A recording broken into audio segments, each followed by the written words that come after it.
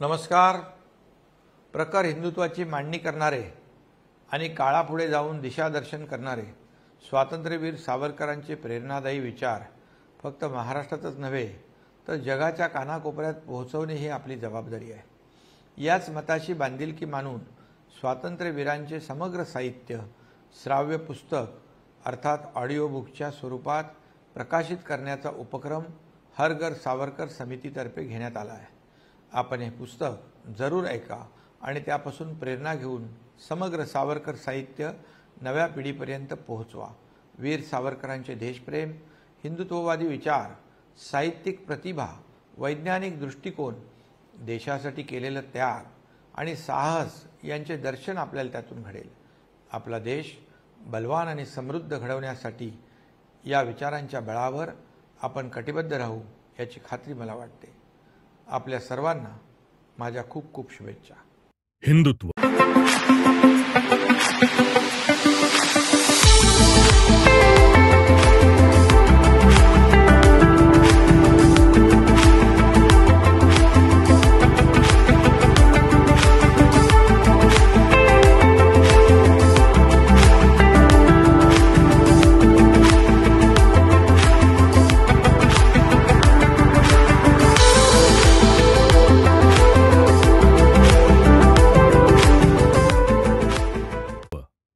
हिंदुत्वाची मूलभूत तत्वे. नावात काय आहे? नावामध्ये काय आहे?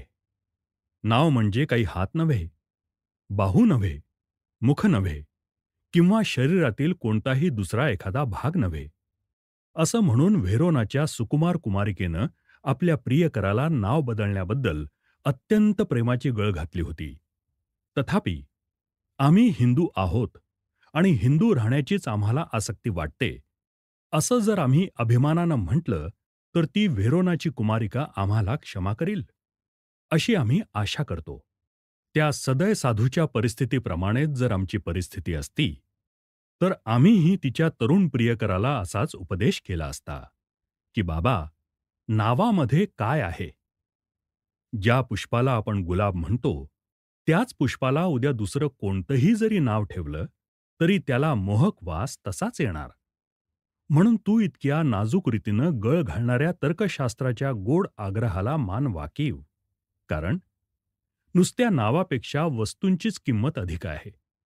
विशेषतः जेव्हा दोन वस्तूंपैकी एकच पसंत करावयाची आहे किंवा त्या दोहोंमधील संबंध नवीन अथवा साधा आहे, तेव्हा तर वरील विधान अधिकच यथार्थ आहे.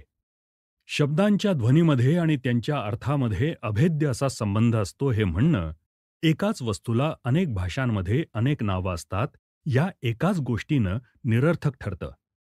तरीही पण वस्तूच्या नावाचा आणि प्रत्यक्ष वस्तूंचा संबंध जसजसा अधिकाधिक चिरस्थायी होईल तसतशी त्या दोन कल्पनांचा बोध करून देणारी ही साखळी सहज रीतीनं विचारांचा प्रवाह एकापासून दुसरीकडे नेऊ शकते आणि शेवटी त्या दोहींना निराळे करणे अशक्य होऊन जाते. त्यातही जेव्हा त्या वस्तूंशी दुय्यम प्रतीचे कित्येक विचार किंवा विकार गूढ रीतीने संबंध झालेले असतात, त्यावेळी तर प्रत्यक्ष वस्तू इतकेच तिच्या नावाचे महत्त्व असते. नावामध्ये काय आहे असा प्रश्न कळवळून विचारणाऱ्या त्या सुकुमार कुमारिकेला तरी तिच्या पूजेच्या दैवताला रोमिओऐवजी पारिस म्हटले असते तर ते आवडले असते काय? किंवा तिचा प्रियकर तरी फलान्वित वृक्षाच्या मस्तकांना आपल्या चंदेरी चांदण्यानं रंगवणाऱ्या चंद्राची शपथ वाहून असं सांगेल काय की त्याच्या ज्युलिएटला दुसऱ्या कोणत्याही नावानं, उदाहरणार्थ रोझेलिन या नावानं संबोधलं तरी त्याच्या हृदयात तसल्याच मधुर आणि मंजूळ लहरी उठतील? असे काही शब्द आहेत की ते एखाद्या अत्यंत दुर्गम कल्पनेला किंवा ध्येयाला सुगम करतात. त्याचप्रमाणे एखाद वेळी एखाद्या अमर्याद नि केवळ मनोगम्य अशा सर्वसामान्य तत्वाला की जे एखाद्या स्वतंत्र जीवाजाताप्रमाणे स्वतः सिद्ध राहते आणि विस्तार पावते, हे नाव सहजगम्य बनवते. अशी नावे एखाद्या व्यक्तीचे हातपाय किंवा इतर कोणताही अवयव होऊ शकत नाहीत. त्याचे कारणच हे की ती नावे मनुष्याचा केवळ आत्माच असतात. ही नावे प्रत्यक्ष कल्पनाच होऊन बसतात नि मनुष्यांच्या पिढ्यांपेक्षाही अधिक जगतात. जिजस अस्तंगत झाला, परंतु ख्रिस्त मात्र रोमन बादशाह नि त्याचे रोमन साम्राज्य गेले तरी अमर राहिला. मॅडोनाच्या सुंदर चित्रांपैकी एखाद्या चित्राच्या खाली फतिमा असं नाव लिहा आणि मग एखाद्या स्पॅनिश गृहस्थ त्याच्याकडे कौशल्यानं काढलेल्या इतर चित्राप्रमाणेच चिकित्सा बुद्धीनं निरीक्षण करू लागेल. परंतु तुम्ही फातिमा हे नाव काढून मॅडोना हे नाव त्याच्याऐवजी लिहा, म्हणजे बघा काय चमत्कार होतो तो. त्याच्या पायातला ताठपणा जाईल आणि त्याचे गुडघे जमिनीला टेकतील. त्याच्या डोळ्यातील चिकित्सा बुद्धी नष्ट होईल. त्या ठिकाणी भक्तिभावानं अंतर्गत झालेली दृष्टी प्रादुर्भूत होईल आणि त्याचे सर्व शरीर आपल्यासमोर प्रत्यक्ष प्रेमस्वरूप जगन्माता उभी आहे अशा जाणीवेनं रोमांचित होईल. नावात काय आहे, होय ना? तर मग अयोध्येला होनुलुलू म्हणा किंवा राजकुमाराला गोमाजी म्हणा किंवा अमेरिकन लोकांना वॉशिंग्टनचं नाव चेंगीज खान ठेवावयास सांगा किंवा एखाद्या मुसलमानाचे ज्यू म्हणवून घ्यावयास मन वळवा, म्हणजे तुम्हाला आढळून येईल की अरेबियन नाईट्समधील तिळा उघड हा मंत्र आपल्या जातीचा अनन्य शब्द नाही. हिंदुत्व नि हिंदू धर्म ह्यातील अंतर. हिंदुत्व हिंदू धर्माहून निराळय, ज्याच्या योगानं मनुष्य जातीला नवीन जीवन निस्फूर्ती मिळते, अशा तऱ्हेच्या नावापैकीच हिंदुत्व हे एक नाव आहे. त्याचे मुख्य लक्षण आणि वैशिष्ट्य काय आहे याविषयी इथे चर्चा करण्याचा मानस आहे. या नावाभोवती ज्या कल्पना आणि जी ध्येये, ज्या पद्धती आणि ज्या संस्कृती, जे विचार आणि जे विकार केंद्रीभूत झाले आहेत, ते इतके अनेकविध आणि विपुल, इतके प्रभावशाली आणि इतके सूक्ष्म, इतके चकवणारे तरी इतके स्पष्ट आहेत की त्यामुळे हिंदुत्व या शब्दाची व्याख्या करण्याचे सर्व प्रयत्न निष्फळ होतात.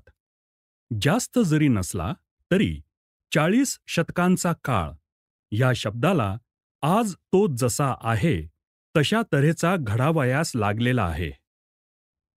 कवी आणि तत्ववेत्ते, स्मृतिकार आणि स्मार्त, वीर आणि इतिहास लेखक या सर्वांनी हा शब्द आहे तसाच तो अबाधित राहावा म्हणून यावर विचार केलाय.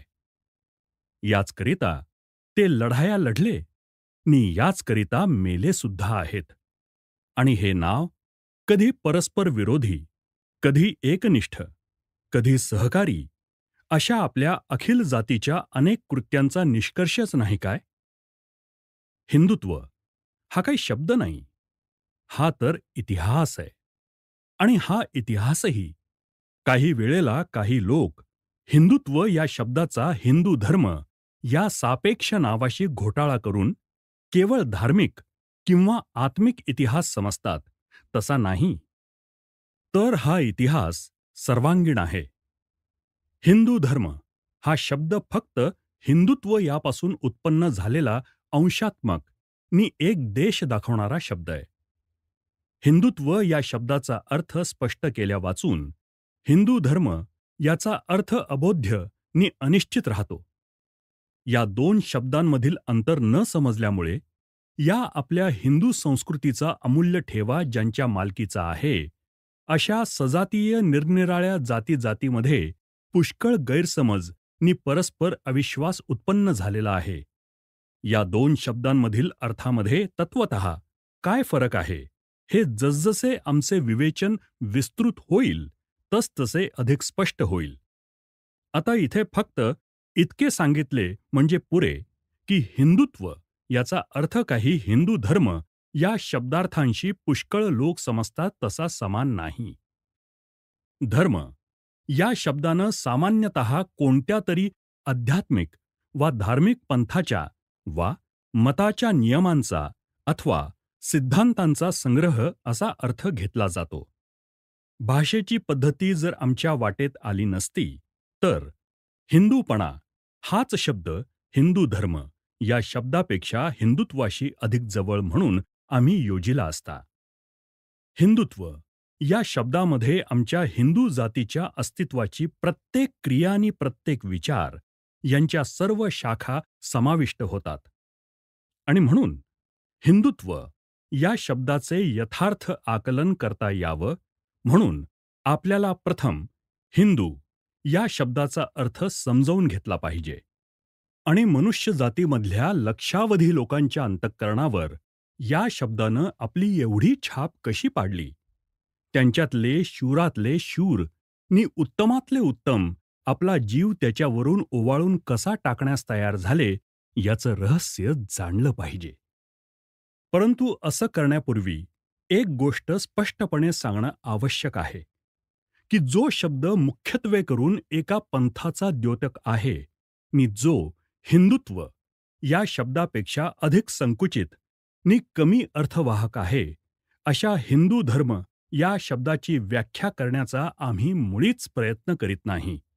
यामध्ये आम्हाला किती यश येतं किंवा असा प्रयत्न करणं हे योग्य आहे की नाही, हे विवेचन जसं विस्तार पावेल तसतसं कळून येईल.